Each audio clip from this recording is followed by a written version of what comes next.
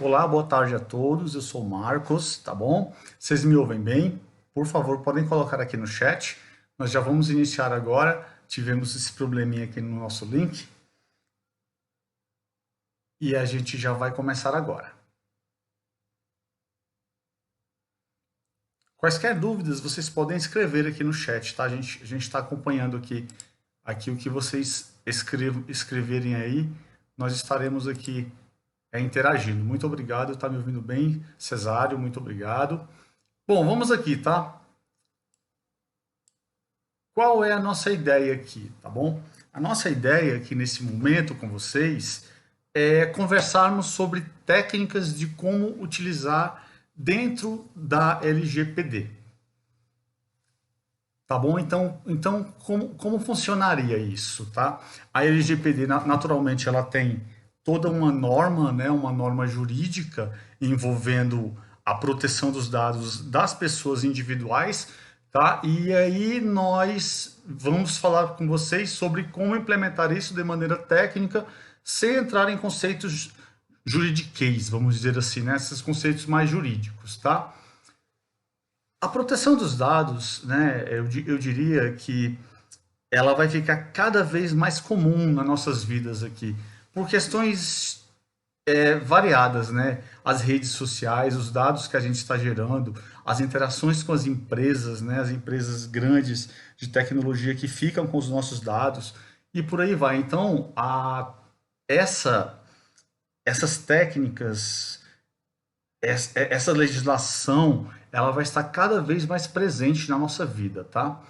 Então, o que é que o que é que nós pensamos aqui no nosso curso, tá? A gente vai apenas conversar sobre alguns conceitos e mostrar exemplos práticos em como a gente utiliza isso no nosso dia a dia.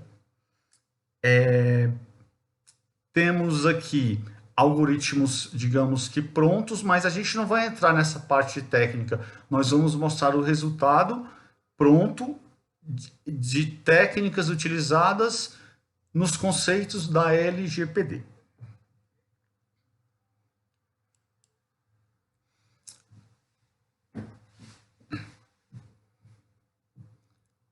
O que ocorre, né?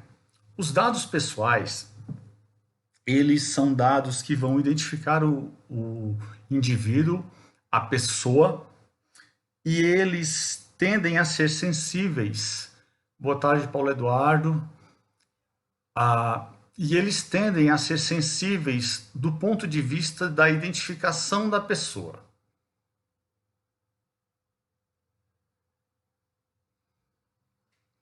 E aí, o nosso cuidado aqui está em como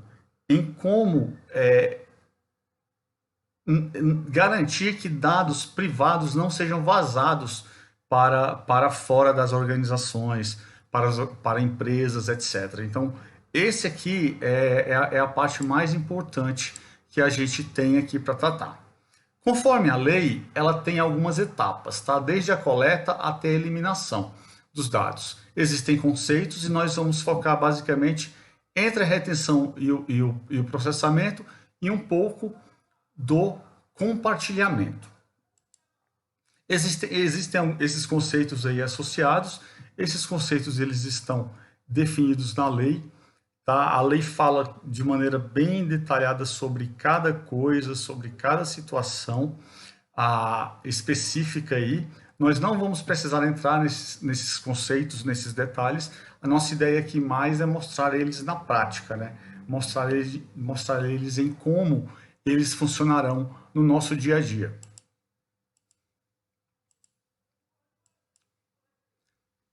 Uma das coisas que a lei traz para a gente são dois conceitos que são fundamentais: o anonimizado e o pseudo-anonimizado, por assim dizer, tá? Uma vez que um dado ele é anonimizado, ele não é passível de identificação da pessoa, ou seja, eu mudo completamente os dados e esse indivíduo ele não é identificado como um indivíduo pertencente a um banco de dados de uma organização, por exemplo.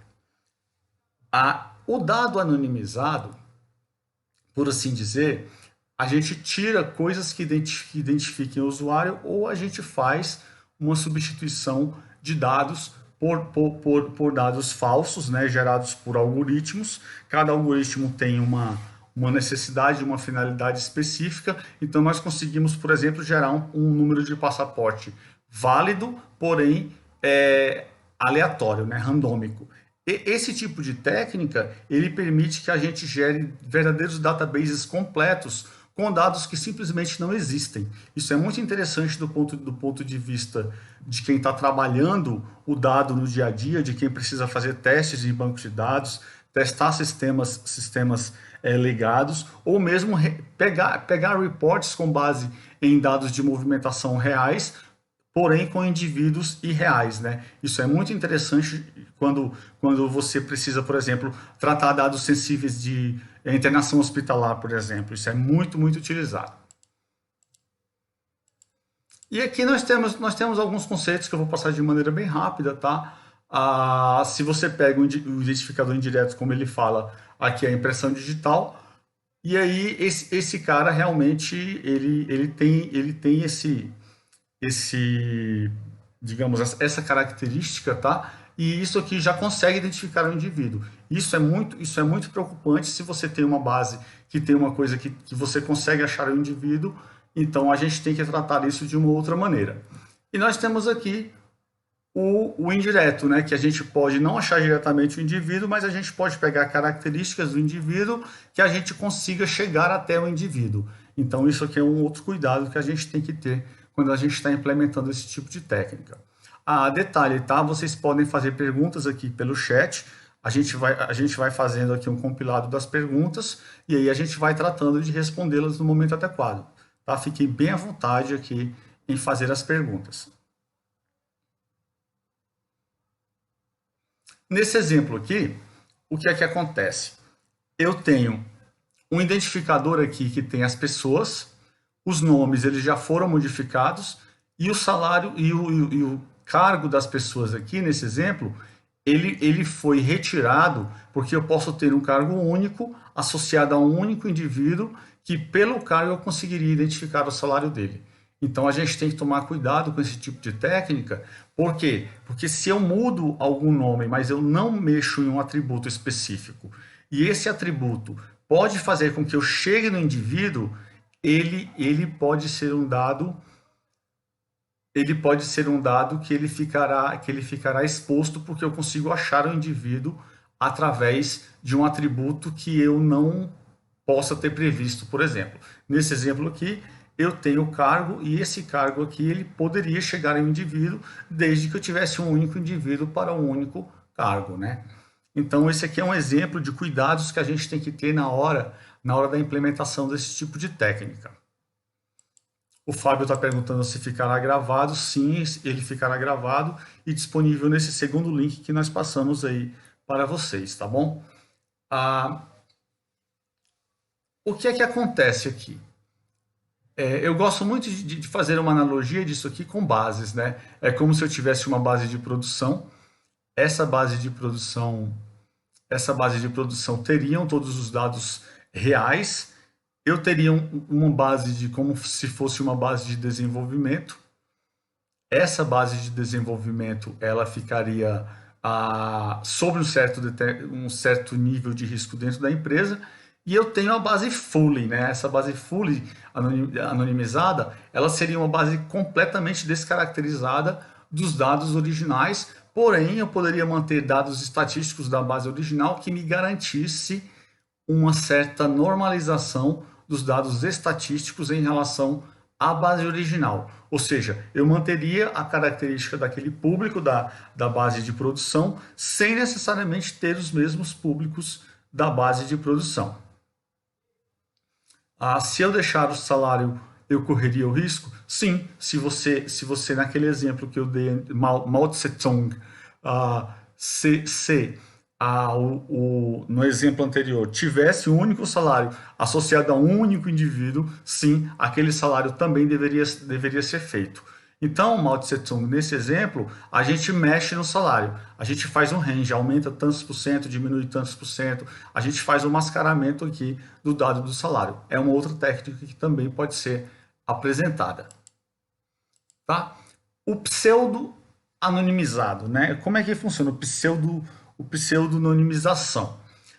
Eu consigo voltar o algoritmo e identificar o indivíduo. Então, ele tem um nível de risco maior do que o dado anonimizado, tá? Então, Ricardo, ele é o pseudo-anonimizado que a gente está falando agora, exatamente. Ó. O que é que acontece? O dado anonimizado, ele não tem retorno, ele é um dado randômico. O pseudo-anonimizado não, ele tem que ter retorno, eu tenho que ter um algoritmo que faça a ida e a vinda desse dado, ou seja, eu consigo pegar o dado de uma maneira X, converter para uma maneira Y e depois retornar para a maneira X. Tá? Então, esse dado aqui, ele é realmente bem cuidadoso em relação à lei.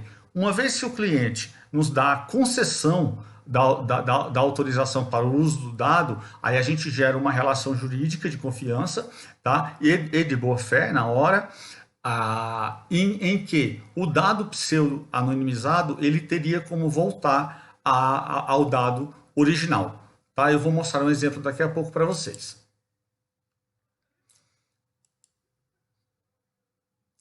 Esses textos ficam aqui mais para ficar para vocês como uma pequena referência, tá? A gente coloca isso aqui para ficar bem bacana.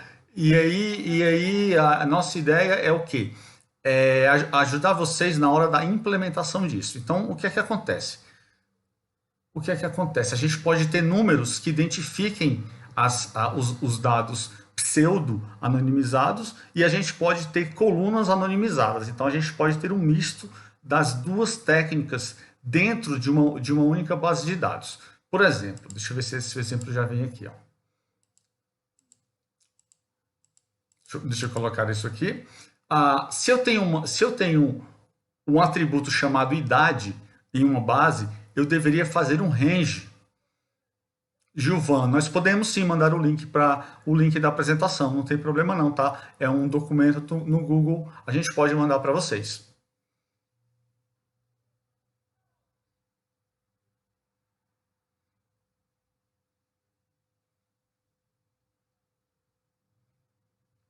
E aí, por exemplo, se eu tiver um atributo de idade, ao invés de colocar a idade para poder identificar uma pessoa que possa ter uma única idade em um banco de dados, nós poderíamos colocar um range. Ó. Qualquer pessoa entre 20 e 30 anos ficaria em um range ao invés de eu setar a idade da pessoa.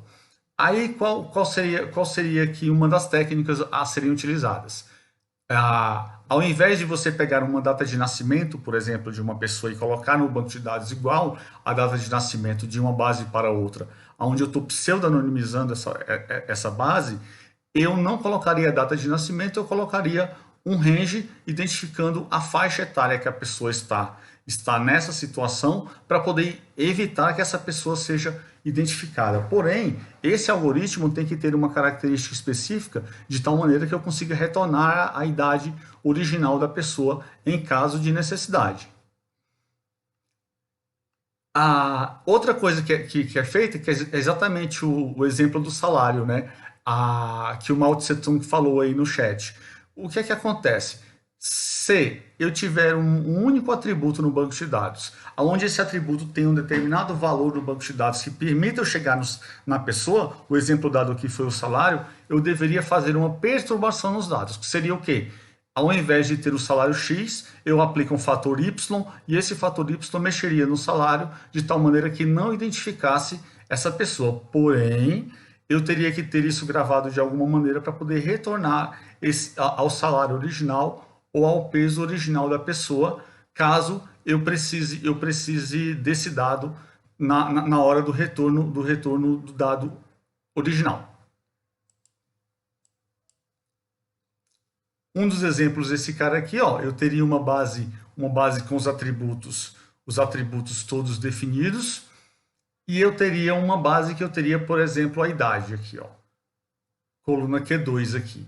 E no momento que eu anonimizo, eu já crio outros tipos de atributo e eu já crio alguns tipos de range aqui, para que esses tipos de range aqui já não fiquem tão simples de identificar os registros. Porém, eu não posso ignorar as outras colunas. Se eu tiver algum atributo nas outras colunas que possa chegar a vir a identificar um indivíduo único, elas também teriam que ser tratadas. Então,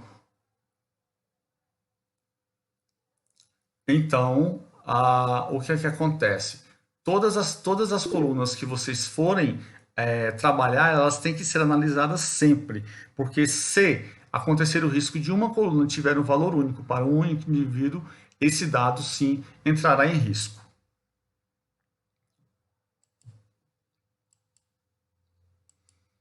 A criptografia, para quem já está acostumado, ele é um conceito bem utilizado, né, por assim dizer. Uma criptografia simétrica, ele é uma criptografia que você faz uma substituição. Por exemplo, eu posso dizer o A é 1, o B é 2, e aí eu sigo até 20 e tantas letras. Isso é uma criptografia simétrica. Eu crio uma lógica, essa lógica ela se baseia na substituição de caracteres nesse exemplo que eu acabei de dar, e aí eu consigo fazer um novo código com base em uma lógica que eu saberia. Porém, essa criptografia ela é facilmente quebrável, porque se você entender a lógica, você quebra toda a criptografia. E eu tenho já a assimétrica, que é a mais utilizada e é a mais segura, onde eu tenho um par de chaves, a chave primária, a chave privada e a chave pública, e através dessa chave somente uma pessoa consegue identificar a situação, porém, quem tiver a chave também consegue desencriptar. Então está aqui o exemplo. Ó.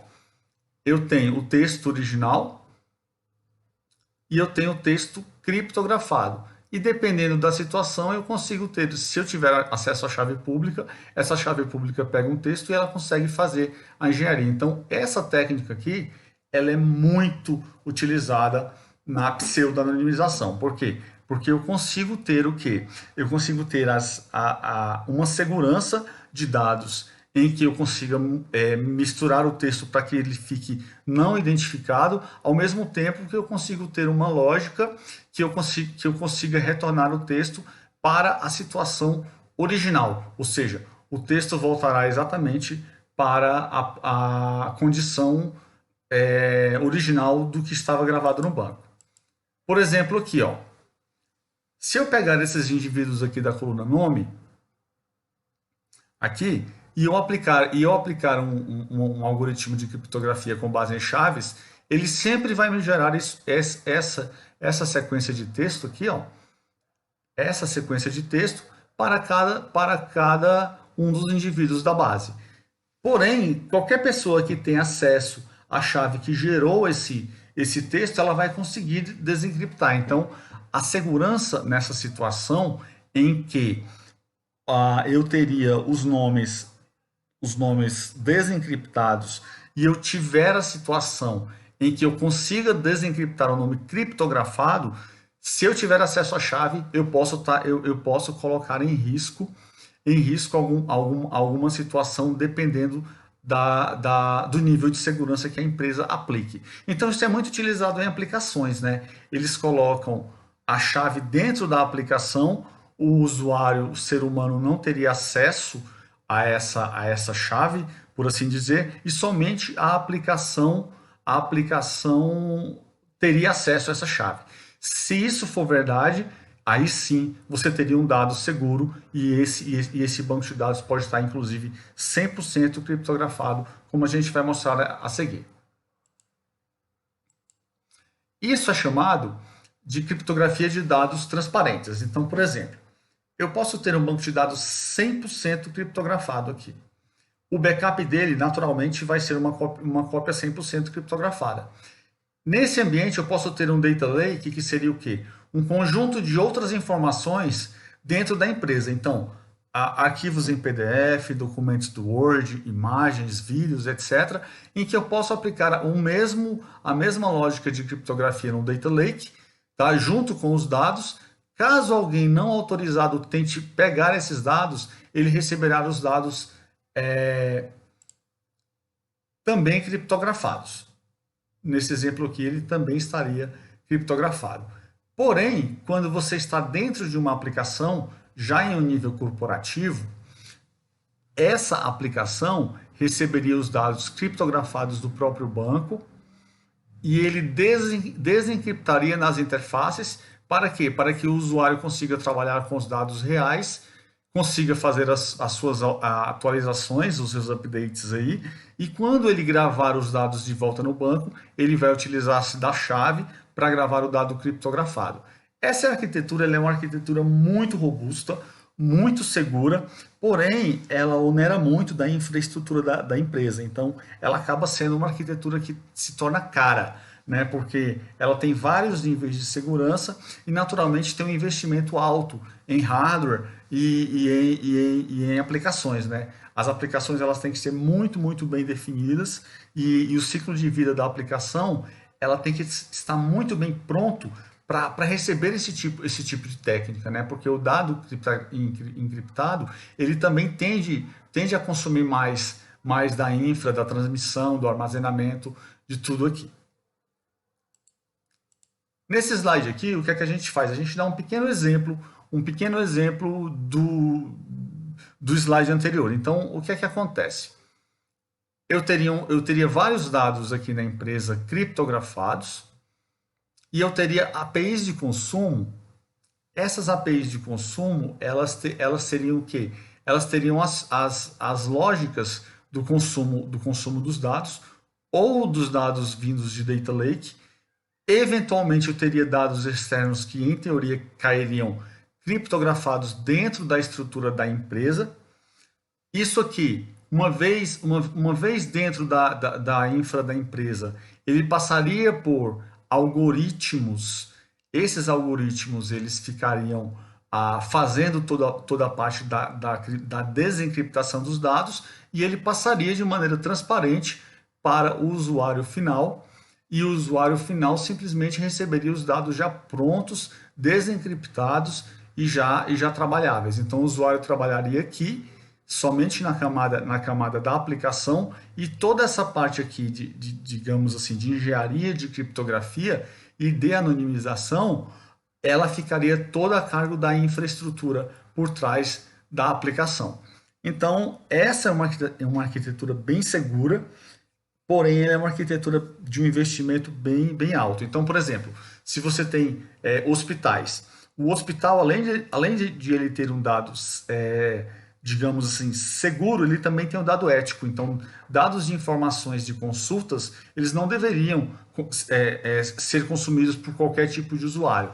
Então, além do dado visual do dia a dia, a gente também teria o dado anonimizado para evitar que um paciente seja identificado por um tipo de procedimento médico, por exemplo.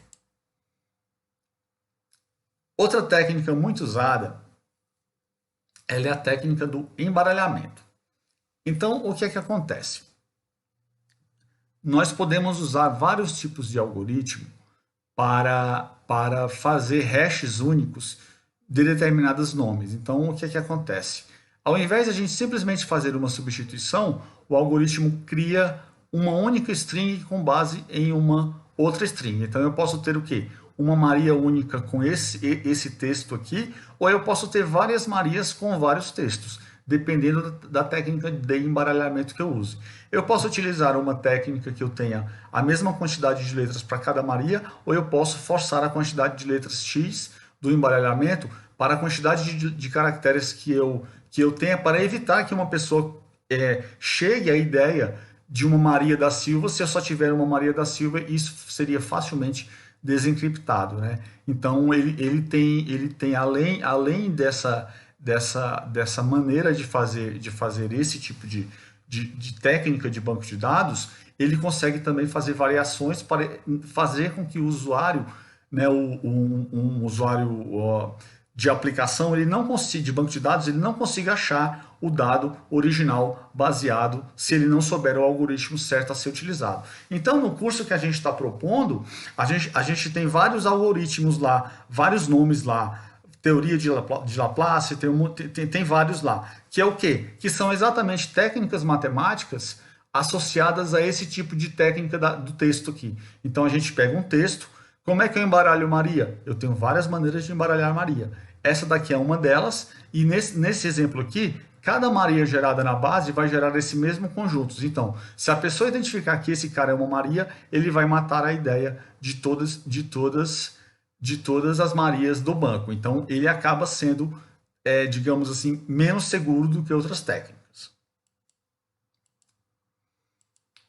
Outra técnica que eles usam bastante é a ideia do mascaramento, né? Então eu posso ter o quê? Um dado semi-seguro ou um dado que eu possa dizer, olha, até um determinado pedaço do texto eu permito que a pessoa saiba isso. Então isso é muito utilizado, por exemplo, quando você liga para alguém de cartão de crédito de banco liga para vocês, eles pedem, me confirme os quatro últimos dígitos X. Provavelmente eles só têm aqueles quatro últimos números, ou do CPF ou do cartão. No exemplo que a gente vai mostrar aqui para vocês, nós temos o quê?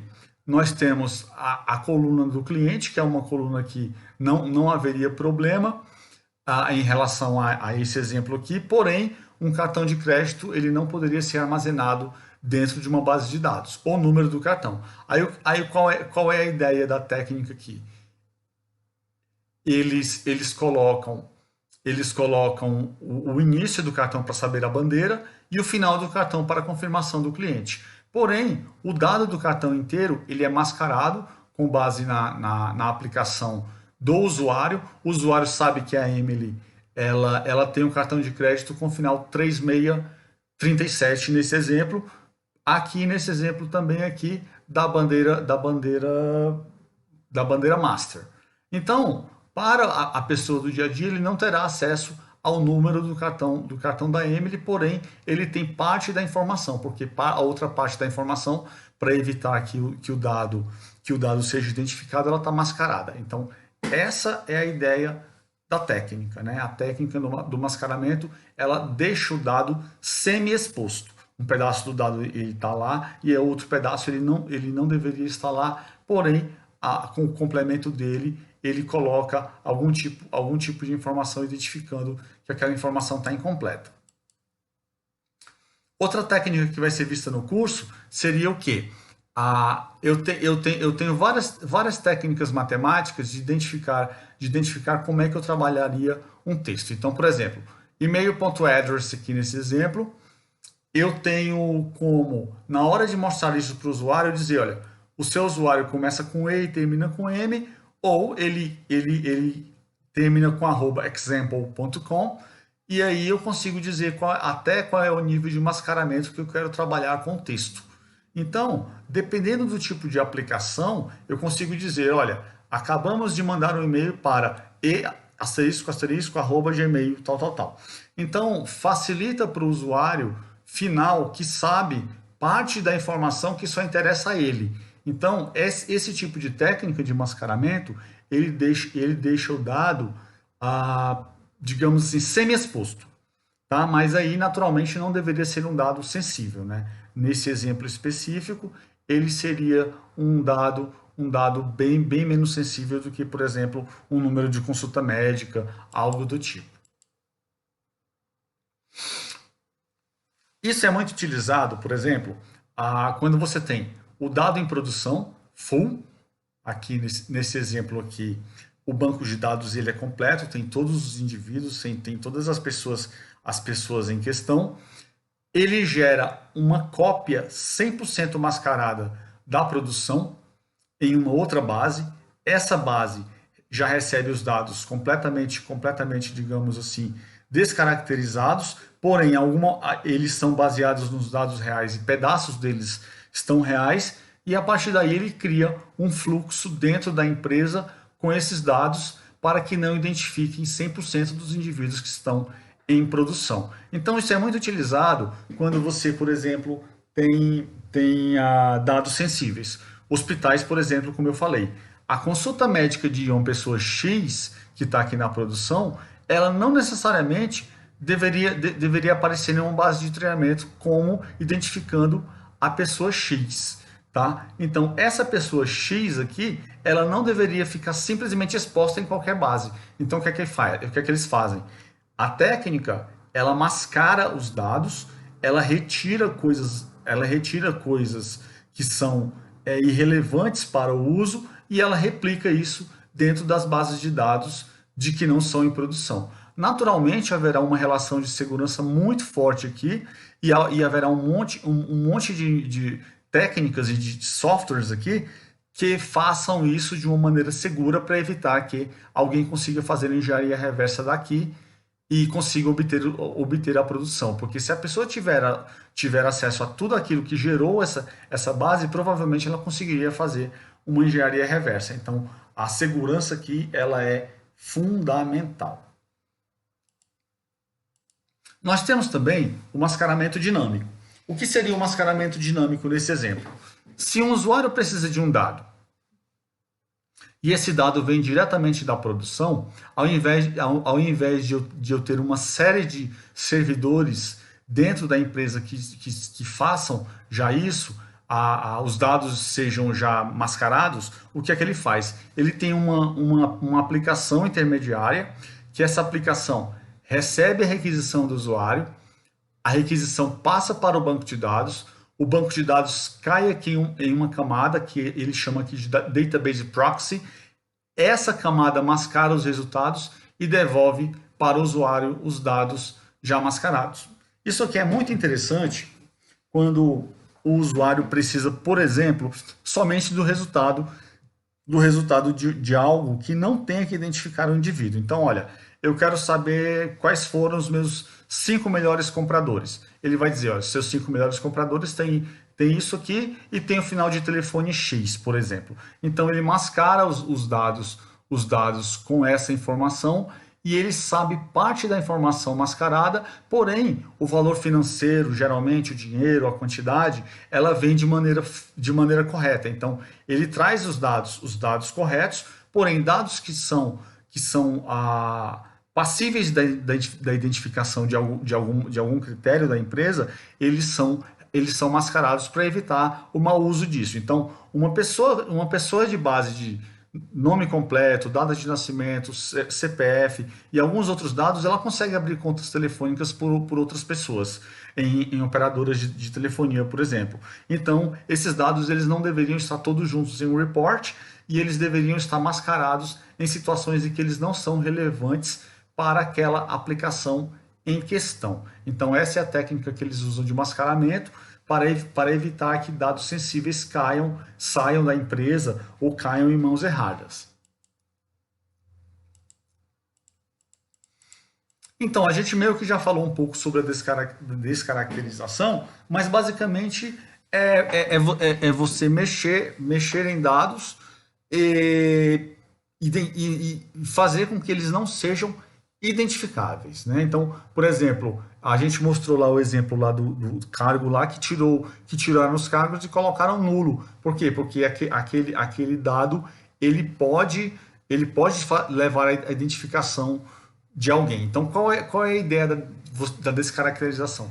Você mexe nas colunas de um banco de dados, onde você muda os atributos para poder evitar que aquele dado chegue ao indivíduo em questão. Agora, isso é analisado caso a caso e coluna a coluna que vocês vão ter que tratar isso em cada situação dentro da empresa. Nesse exemplo aqui que eu vou mostrar para vocês, esse é um exemplo que eu uso no meu dia a dia, tá? Ele é um gerador de CPFs randômicos. Então, como é que funciona isso aqui? Eu digo qual é a numeração inicial do meu CPF, qual é a numeração final, eu poderia colocar aqui 200 milhões, então ele geraria CPFs aleatórios do Brasil todo, e ele me gera o quê? Uma chave primária falsa, aqui, ó, incremental, e um CPF randômico e válido. Então, nesse exemplo aqui, esse CPF, ele é um CPF gerado de maneira matemática, porém ele é válido do ponto de vista dos CPFs brasileiros. Então, se você tem uma base de desenvolvimento, onde ela precisa, por exemplo, validar se o CPF é ou não coerente, etc., ele gera esse tipo de informação, então ele vai gerar CPFs de indivíduos completamente aleatórios. Nesse exemplo, ele é anonimizado, e aí você associa esse CPF que é válido, randômico, a um indivíduo da base, por exemplo. Então, ele não vai fazer com que aquele indivíduo bata com aquele CPF, porque ele é feito de maneira randômica. Então, isso é muito, muito útil quando você tem bases de desenvolvimento que têm determinados tipos de validação que são importantes. Então, validação de carteirinha, validação de CPF, de CNPJ, etc. Então, como é que funciona? Ele pega a quantidade de informações que você precisa, os CPFs nunca repetem, então ele já garante que um número randômico ele pode ser repetido a cada 15 milhões de interações, por exemplo, ele tem a possibilidade de uma repetição, porém o algoritmo ele já garante que ele gera um hash interno que todos os CPFs que você colocar no range, nesse exemplo aqui são 5 CPFs que eu estou gerando, eles serão sempre únicos e todos válidos. Então é bem interessante esse tipo de técnica, porque você consegue gerar indivíduos completamente únicos em uma base.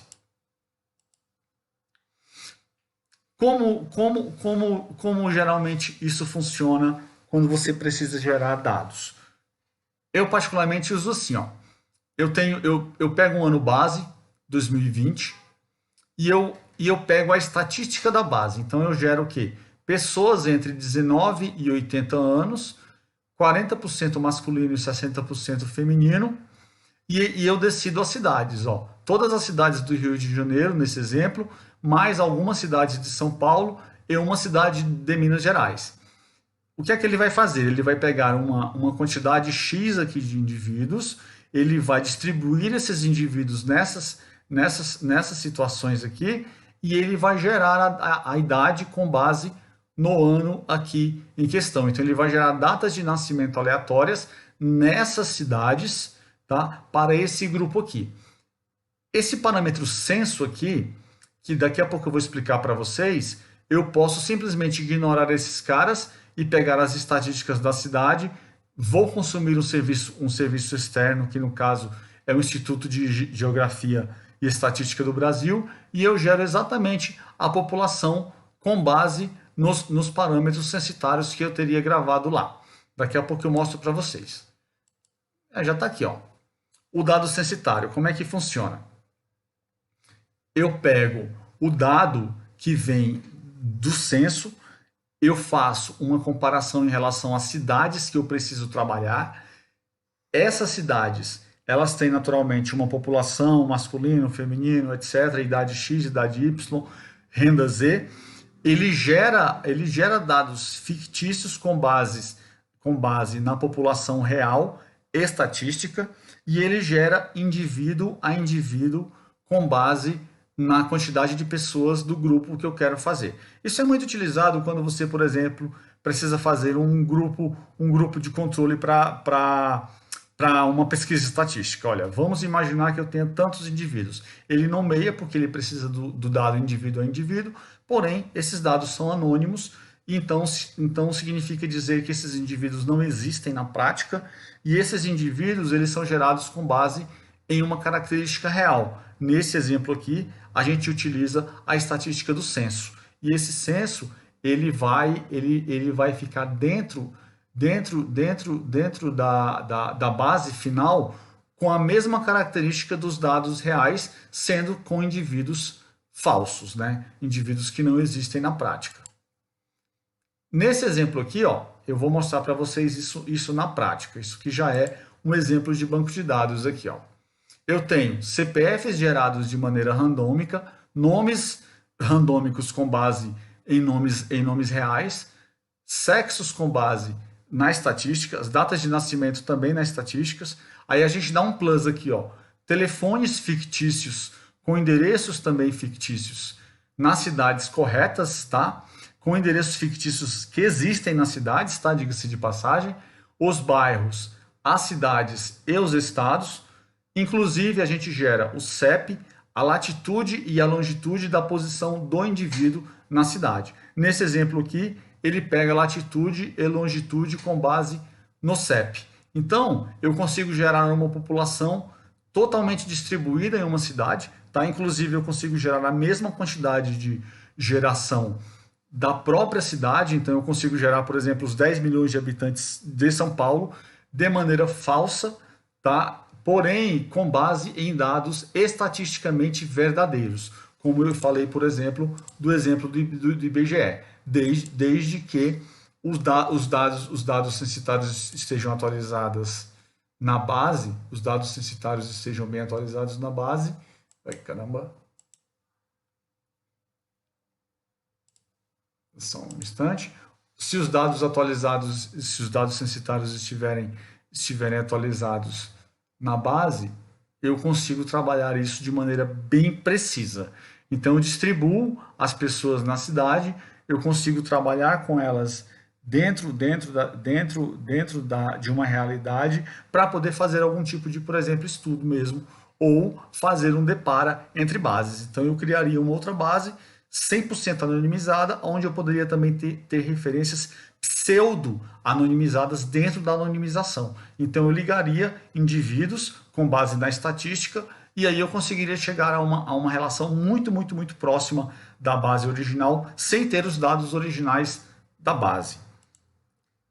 Outra técnica que a gente utiliza é a ideia do enriquecimento, que é o quê? É exatamente o que eu acabei de mostrar para vocês, tá? Ó, um exemplo aqui. Eu pego uma base externa e eu enriqueço a base com base na informação que eu tenho na atualidade. Então, por exemplo, eu já tenho uma base, essa base pode ser uma base anonimizada ou pseudo-anonimizada, e aí eu consigo pegar, olha, já que eu tenho um dado que eu consigo relacionar a outro, eu vou buscar um outro dado e utilizo dentro dessa base, essa base fica mais rica, como o próprio título do slide sugere, e aí eu consigo ter outros tipos de análises para que o dado consiga ser um dado complementar ao dado que eu estou trabalhando, anônimo ou pseudo-anônimo.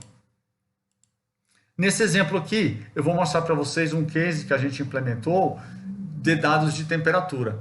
Então, qual é a ideia aqui, tá? A gente pega o dado em serviços de temperatura, aí a gente tem vários tipos de instituto, ele gera o dado aqui de temperatura histórica com base em uma característica e ele grava em uma base que já pode estar anonimizada ou pode não estar anonimizada. Por exemplo, eu vou mostrar isso aqui na prática. Essa aqui é uma aplicação onde ele tem os dados da venda e os dados da venda ele está ligado à temperatura nos bairros da cidade. Nesse exemplo aqui é a cidade de São Paulo. E aí ele verifica o quê? Que quando o vento vem da direção nordeste, em algumas regiões ele não vende, nunca vendeu e a temperatura média de venda dele seria 19 graus. Como ele não teria essa informação no banco de dados dele, no dia a dia, ele utiliza-se do enriquecimento para poder pegar os dados que conseguem ser complementares à base, tá? E esses dados podem ou não ser anônimos, e ele consegue deixar a base dele de maneira mais digamos assim, rica, né? mais completa. E ele consegue ter outros tipos de dados associados à base, e esses outros dados, ele consegue ter exatamente outras características dos dados que ele já possui. Nesse exemplo aqui, ele está analisando a variação de venda dele em uma cidade com base nos dados de temperatura que vieram de fontes externas. Então, essa é a técnica que a gente chama de enriquecimento.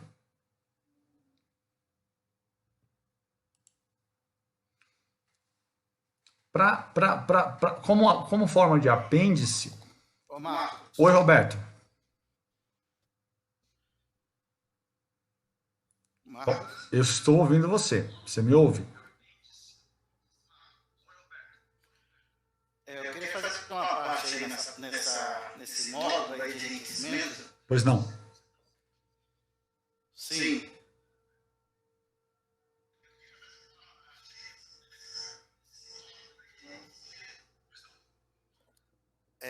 Então, porque o empresário, ele tem essa impressão que ele vai perder os dados ou que vai ter menos...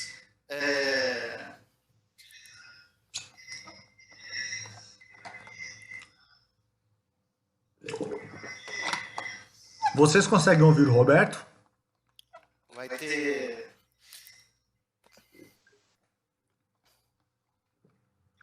Opa, caiu.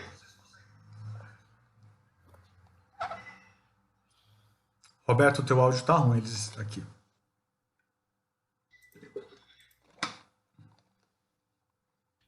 Então, o poder dos dados... Roberto, põe o YouTube no mudo na hora que você estiver falando. Então, explica para eles que como a gente vai tirar os dados, vai anonimizar... Coloca o YouTube no mudo que você vai conseguir falar bem.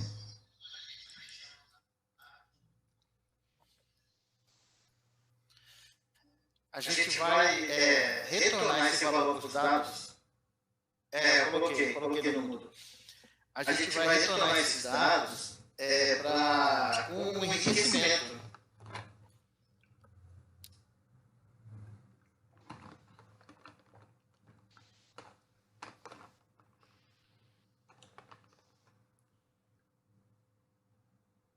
Então, beleza, toca o barco aí. Roberto, parece que tá dando eco aí. Eu imagino que é porque você tem mais de um dispositivo retornando o som aí. Mas é o seguinte, ó. Vamos continuar aqui. Um apêndice aqui.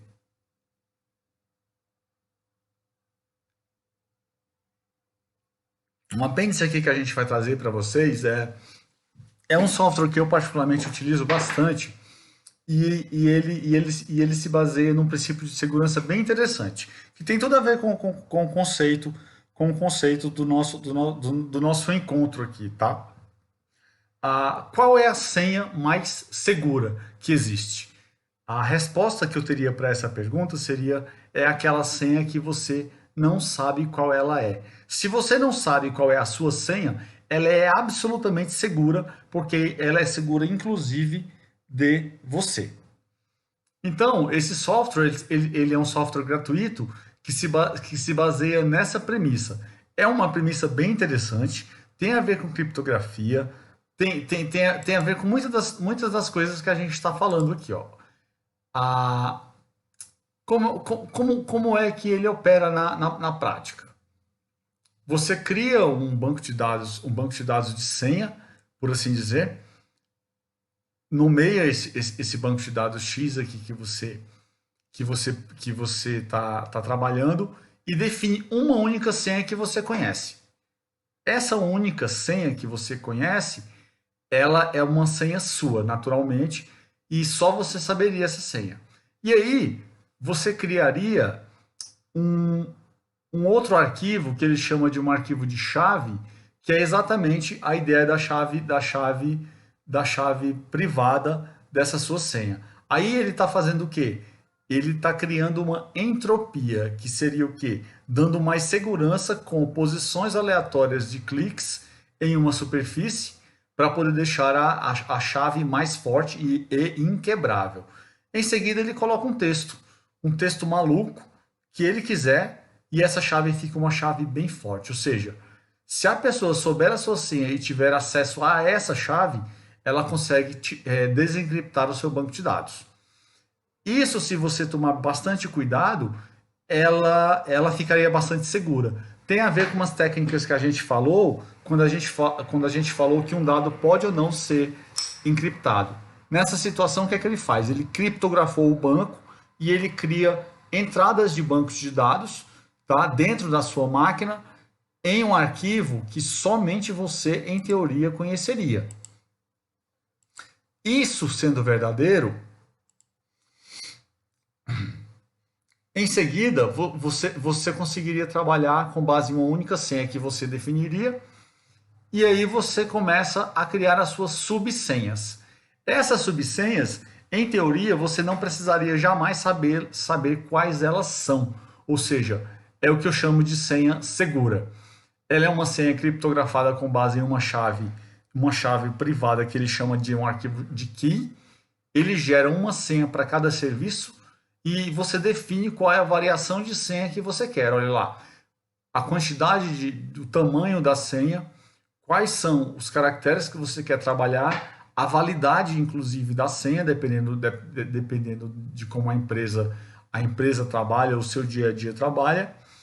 Você pode colocar tanto o usuário quanto um serviço de internet que você tem um site aí, ele vai gerar uma senha para cada serviço. Então você vai ter várias e várias senhas. Essas senhas, elas são geradas de maneira randômica com base nas chaves públicas e privadas internas da aplicação. Nesse exemplo aqui, ele está definindo uma expiração que vai simplesmente dizer, olha, essa senha só é válida até o dia X, por exemplo. E ele vai te avisar quando essa expiração chegar. E aí ele grava o dado salvo de maneira criptografada. Se ninguém tiver acesso ao arquivo key e a sua senha pessoal, essa pessoa não terá como desencriptar o seu dado.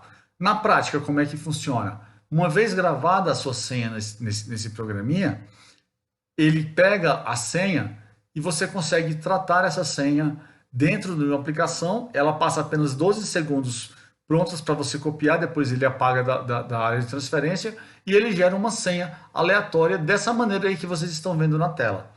Ou seja, é a senha mais perfeita, é aquela senha que nem você conseguirá lembrar depois. Uma vez que você tem uma senha única e essa senha única ela ela ela seja forte o suficiente que somente você saiba, tendo esse arquivo também protegido, que na analogia do curso que a gente falou para vocês, ela seria a chave privada, eu conseguiria ter uma segurança completa dentro de dados criptografados. E aí eu consigo também fazer o quê? Anexar arquivos. Então eu posso pegar um documento, anexar o documento na entrada e salvar de maneira criptografada. Isso é muito parecido com o conceito que a gente está tratando aqui em relação à criptografia de dados. E ele também tem um monte de plugins, ele é bem interessante. Você integra com Gmail, integra com o Drive, tem um monte de coisas interessantes que você consegue desenvolver, inclusive as suas APIs, para consumir esse tipo de dado. Então, se você, por exemplo, se utilizar-se desse tipo de técnica, você consegue gerar, por exemplo, dados anonimizados, né, com base nesse tipo de algoritmo, por assim dizer, e esses dados seriam dados que nem você saberia qual é, porém, com a sua chave você consegue recuperar esses dados depois. Então, é um exemplo um pouquinho, digamos assim, menos corporativo, mas tem muitas empresas que utilizam esse tipo de software aqui.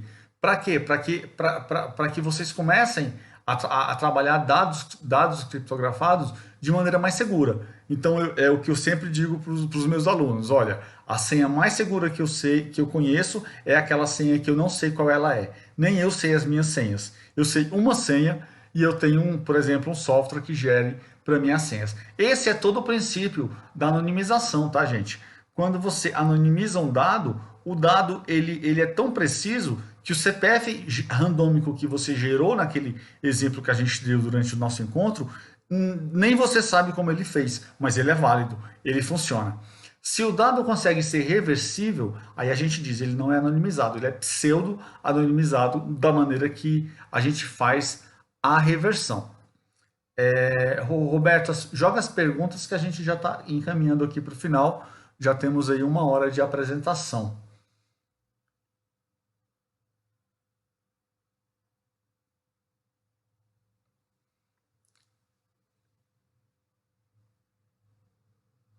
Roberto, me ouve?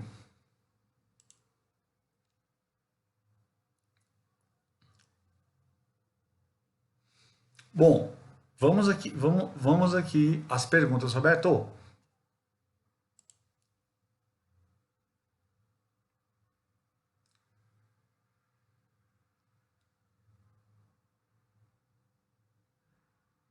Me apresenta as relações Hilton. Meu site apresenta uma relação de pessoas que estão atrasadas no pagamento visto por contas. Como disponibilizar o CPF pagador para que o cliente possa emitir uma segunda via pelo Bradesco? Olha, Hilton, nessa situação, ah, eles fazem basicamente como você usa, por exemplo, em, em contas que a gente recebe por e-mail. É mais ou menos o seguinte: olha, você está recebendo essa sua conta assim, assim, assim. Digite o seu CPF aqui para poder abrir o PDF. Algo desse tipo aqui. Ou digite os 3 primeiros dígitos do seu CPF. Aí nessa situação, você joga para que o cliente em si, no final, receba um dado que somente ele saiba. Então, isso é muito utilizado exatamente por bancos também, né? Então, bancos e principalmente empresa telefônica, ela manda o boleto por e-mail e para abrir o boleto a pessoa tem que saber o seu próprio CPF. Às vezes mais de um dado, tá? Então, basicamente seria essa aí a técnica. César Abrantes. Em vez de manter um banco encriptado, não podemos manter os dados originais, anonimizá-los apenas no momento do consumo? Sim, é o que a gente mostrou, viu, César, de maneira os dados transparentes, tá? Como é que funciona? Você teria o dado cheio na base de produção, mas você teria que ter uma camada que faz essa troca no momento do consumo pelo usuário, tá? Esse serviço ele tem que ser implementado com base na lógica que a empresa utiliza, e aí naturalmente o usuário não teria acesso ao dado próprio em produção. Ele mudaria o dado no momento do consumo da informação do usuário. Rafael Silva. Uma base estando criptografada, o analista de DBE também não conseguiria mais enxergar o dado necessário no Visual Studio, por exemplo. Então, depende da situação, né, Rafael? Se ele tiver as chaves que desencriptam, ele terá sim acesso ao dado completo. Agora, nessa situação, dependerá do nível de acesso da pessoa e do nível de segurança da empresa. Isso aí é interessante. Cesário Abrantes. Esses dados randômicos do censo foram gerados em qual software? Então, César, esses dados randômicos, eles são gerados em Python, tá? Com base nos dados censitários em banco de dados. A gente faz um cruzamento do banco de dados, utilizamos-nos de algoritmos pré-definidos, então a gente gera o dado randômico com base na estatística do censo. Então, basicamente é Python, tá? Junto com o banco de dados, a gente junta o Python junto com o banco de dados, tem um pouco de R, né? Uma linguagem chamada R, tá? Que faz a parte também de um pedaço da estatística. A gente pega os dados desse censo, por assim dizer, e a gente junta isso com outros dados. Então, por exemplo, eu tenho uma coluna com os nomes mais comuns do Brasil, Francisco, Maria, etc. E eu tenho uma coluna com os sobrenomes mais comuns do Brasil. Então ele junta o nome com o sobrenome e gera um indivíduo falso com um nome comum e um sobrenome comum. E por aí ele sai montando essa lógica. Roberto Almeida. Conseguimos anonimizar ou criptografar um dado no sistema de gestão de RP? Roberto, sim, sem problema nenhum. A resposta, de maneira objetiva, sim. Aí ele complementa. Ou tenho que transportar para uma base de dados Excel para depois criptografar. Então, depende muito da sua disponibilidade de infraestrutura, Roberto Almeida, que seria o quê? Se você tiver um outro database, o melhor para você seria o quê? Gera 2 bancos de dados. O seu sistema de gestão de RP, ele teria o dado lá da gestão do RP e você geraria um outro database com o dado criptografado. Aí sim, é bem mais interessante você fazer isso banco a banco. Se você utiliza um dado intermediário, como o exemplo que você está dando aqui, o Excel, você já deixa o dado inseguro, porque você baixaria esse dado para uma fonte que poderia ser copiável, e aí você teria que tomar esse cuidado. O melhor mesmo, Roberto Almeida, seria você fazer isso banco a banco. Ou seja, você ter 2 databases para esta finalidade. Ricardo Capozzi. Muitas empresas ainda possuem dados pessoais pessoais em sistemas legados ou analógicos. Você vislumbra algum possível ajuste para esse cenário? Então, isso, Ricardo Capozzi, isso vai ter que mudar, tá? Porque o que acontece? A lei ela tá aí para todos. Então, é um exemplo bem prático, tá, Ricardo Capozzi? Condomínio, por exemplo, vai. Você chega em um condomínio empresarial e você entrega seu CPF, você tira uma foto, você coloca a sua impressão digital, entende? Esses dados legados, eles estão lá. Eles já estão lá. E aí, como é que esse pessoal vai tratar? Será que esse pessoal vai ter tecnologia suficiente para poder garantir que esse dado jamais caia em mãos erradas? E isso a gente está falando de um condomínio empresarial. Imagina só o condomínio residencial, que tem alguns condomínios que também tem essa situação. Geralmente a infraestrutura para armazenamento dos dados é bem mais precária. Então, a lei ela não separa esse tipo de gente, é tudo igual. Então, nessa situação, as empresas sim, elas terão que ter adequação para isso. Mao Tse Tung, a LGPD vai impactar independente dos dados legados anteriormente à vigência da lei? Sim, sim. Dados antigos, sim, eles também estarão sujeitos à lei, não tenha dúvida. VJInfo Support. Em um backup de servidores externos do banco de dados ou em arquivo de senha, entra a opção de anonimização? Entre um backup de servidores externos do banco de dados e arquivo. Então, o VJInfo, o que é que acontece? A anonimização ela é feita para o dado do indivíduo único, ou seja, é a pessoa física, é o ser humano, tá? E aí você complementa o quê? Sendo que o lado original teria a senha, outro lado do backup não teria. Se a senha que você se refere é a chave pública e a chave primária, ou se a senha um compacto, uma coisa que compacta ou descompacta, o banco ele deveria estar anonimizado de preferência, mas se ele não for anonimizado, qualquer pessoa que tenha acesso a essa senha terá acesso ao dado. Isso pode sim ser um problema, tá? O ideal no mundo, digamos assim, adequado, seria você ter uma base intermediária com o dado anonimizado, para que, se alguém conseguir chegar no dado, ele não seja o dado real. Se o dado for criptografado, melhor ainda, mas aí é todo o database criptografado. Cesário Abrantes. O Python hoje é a ferramenta mais utilizada na anonimização ou há outras indicadas? Então, o que é que acontece, Cesário Abrantes? O Python tem muita biblioteca já pronta. Então, já tem muitos algoritmos já de anonimização prontos. Então, não é que ele seja o mais utilizado. Eu diria que ele tem mais bibliotecas prontas para utilização, porque na prática você pode utilizar qualquer linguagem de programação para implementar os algoritmos. A vantagem do uso do Python nesse cenário é que muita coisa já está pronta, então você não reinventa a roda em muitas situações, você simplesmente usa. Raimar Santos, tem algum plugin que economiza dados no front-end? Essa eu não entendi. Plugin de algum software específico? Raimar Santos, joga no chat aqui só para a gente complementar. Eu não entendi quando você falou em plugin, por favor. A Fernanda Estaiano, vocês recomendam alguma leitura? Então, a gente tem várias, tá? Leituras, se você quiser, a gente pode mandar para vocês alguns links, tá? Essa leitura que você fala é LGPD, Fernanda Estaiano, Fernanda Estaiano. Se essa leitura se refere a LGPD, nós temos, e se for tecnologia, nós também temos também. A gente tem alguns links que a gente pode sim passar para vocês. Fernando Mendonça, o uso de um database proxy exime o software de algum tipo de desenvolvimento voltado à criptografia? Então, pode ser que sim, tá? Por quê? Porque depende muito do uso, Fernando Mendonça, que você faça da aplicação, tá? Qual é a ideia?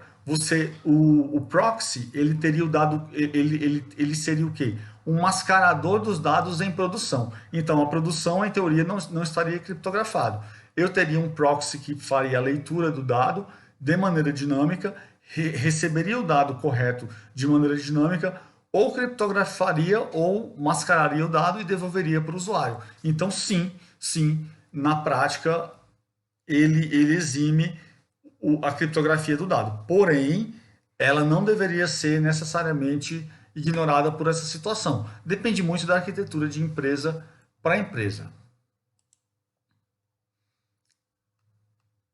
Mais alguma pergunta? Vocês tudo ok aqui?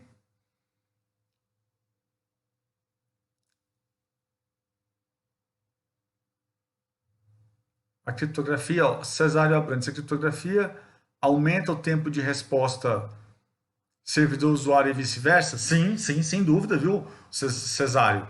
Não tenha dúvida. Gente, a gente está lançando um curso aqui, tá? Esse curso a gente está lançando exatamente como implementar essas técnicas que a gente está mostrando aqui para vocês. O curso ele é prático, tá? Vocês receberiam uma máquina virtual com todos os dados e todos os softwares já prontos para utilização, e ele é um curso prático na implementação e utilização dos algoritmos com base naquilo que a gente mostrou para vocês aqui, tá? Esse curso ele seria em outubro, eu acho, e se vocês tiverem alguma pergunta sobre o que vocês viram no curso, podem ficar à vontade.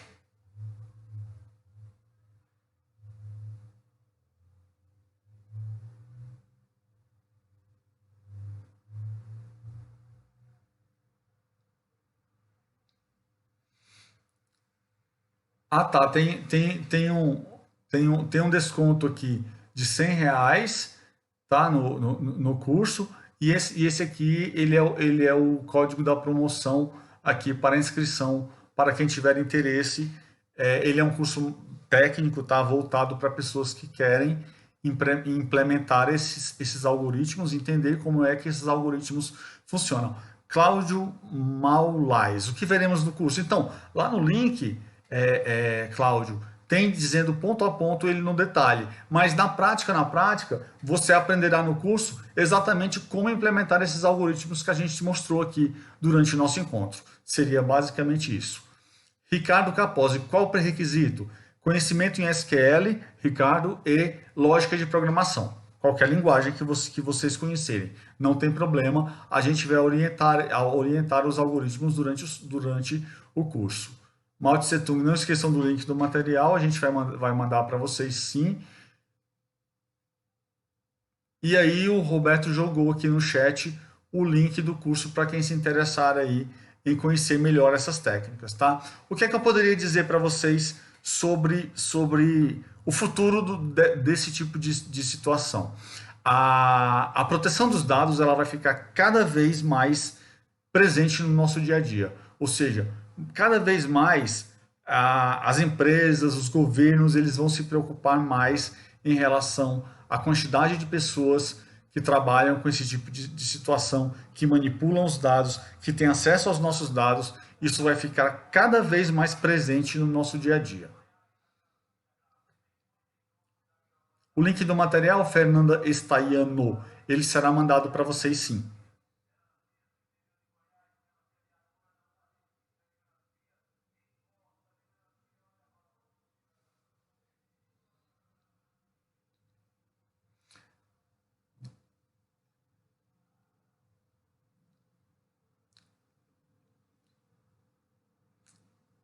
Vocês têm alguma...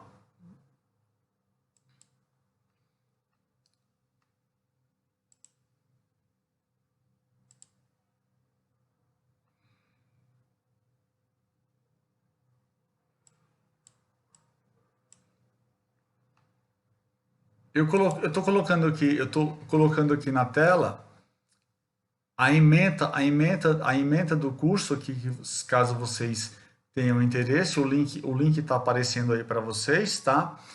E esse link, ele tem já todo o descritivo, os conceitos que vão ser feitos, olha lá. A ideia é que vocês entendam como é que isso funciona, e todas essas técnicas aqui que vocês viram durante o nosso curso na prática, eles têm nomes, né? Então são algoritmos já que existem são conceitos matemáticos, então a gente vai abordar conceito a conceito das práticas que vocês viram aqui, os resultados durante o nosso encontro. Então, em cada encontro aqui do curso, ele abordará um conjunto de algoritmos. Todos esses algoritmos são com base em anonimizar dados, em proteger dados, em pseudo-anonimizar dados, tá? E aí, qual é a ideia? São técnicas, essas técnicas são baseadas em programação, tá? E essa programação, vocês já receberiam os dados onde eles não estariam anonimizados e vocês receberiam técnicas para que, na prática, vocês anonimizassem os dados. Então, a gente vai fazer o quê? Técnicas que anonimizarão os dados e deixarão os dados 100% anonimizados com base nessas técnicas que a gente viu. Então, Mao Tse Tung está falando aqui que a lei deveria ter aspecto. A lei ela é bem genérica em relação a essa coisa. É bem chatinho até de você entender algumas coisas dos próprios conceitos, né, Mao Tse Tung? Porque ela joga muito juridiquês, né? O juridiquês em cima de uma coisa que para a gente deveria ser mais simples. O dado é X ou o dado é Y, né? Tal. Bilden, muito obrigado aí pelo elogio. Marcos Lúcio também. Tá? Nós estamos aqui assim, à disposição de vocês, tá, gente? O material vai ser enviado. Tal. Quem tiver interesse em aprofundar, é uma profissão nova, é uma das novas profissões que surgirão nos próximos anos, eu não tenho dúvida disso, tá? E aí, a nossa ideia é o quê? É ajudar vocês nessa escalada, né? Nessa escalada de conhecimento. Não sei se vocês têm mais alguma dúvida, a gente já estendeu bastante aqui.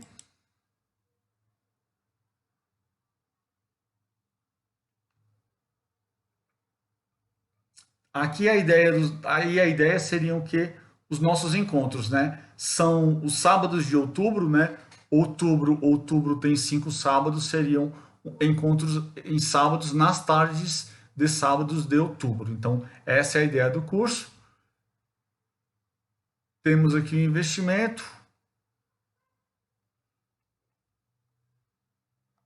E aqui todas essas informações vocês conseguirão aqui através do site aqui.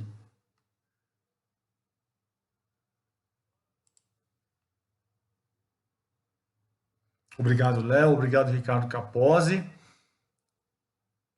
Gente, eu acho que é isso, né? Eu não sei se vocês têm mais alguma pergunta. Tal. Eu queria agradecer demais aqui a participação de vocês.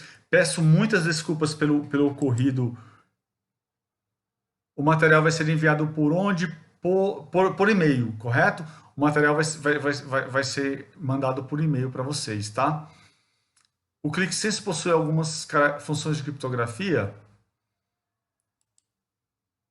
Então, a resposta é Cesário. O ClickSense possui algumas funções de criptografia. Para quem não conhece, ClickSense é um software de visualização, tá, gente? A resposta é não de maneira nativa, mas você pode implementar os algoritmos, tá? Você pode implementar os algoritmos. Agora você vai ter que programar na linguagem do ClickSense. Tá bom, o Cesário Abrantes, tá? O material vai ser enviado para vocês por e-mail e peço desculpas pelo nosso problema de hoje, logo cedo do link lá, foi um problema técnico aqui que aconteceu, mas eu acho que a gente conseguiu contornar bem. Gente, vamos lá, Mao Tse Tung. Então, as principais técnicas da anonimização: hash, criptografia, mascaramento, contra as variações. Então, tem mais, tá, Mao Tse Tung? Tem bem mais, tá? Tem bem mais. São muitas técnicas. Então, você embaralha, são muitas situações. Mas você não tem que pensar no dado como uma técnica, você tem que pensar no dado como a entrega. Então, é o quê? É um nome, é um CPF, é um documento. Cada situação vai exigir uma determinada técnica. Valores matemáticos, dinheiro. Então, tudo isso são técnicas que a gente vai utilizar cada coluna tem uma técnica e cada técnica tem uma finalidade, tá? Então, eu não diria que tem uma técnica de hash específico de criptografia. Eu diria que tem mais técnicas para cada característica de dado, tá? Eu diria mais ou menos isso aí para você. Gente, muito obrigado, tá? O link ficará disponível, os nossos contatos estão aí disponíveis, fiquem muito à vontade de entrar em contato. Quem puder participar do curso seria bem interessante e fiquem muito, muito à vontade. Gostaria muito de agradecer a paciência de vocês até agora. Sabemos que sábado é um período, tivemos um ótimo número de pessoas para um sábado, final do dia. Muito obrigado e tenham todos um excelente final de semana. Aqui em São Paulo tá frio, aqui para mim tá 10 graus. Nossa, mas vamos lá, tá, gente?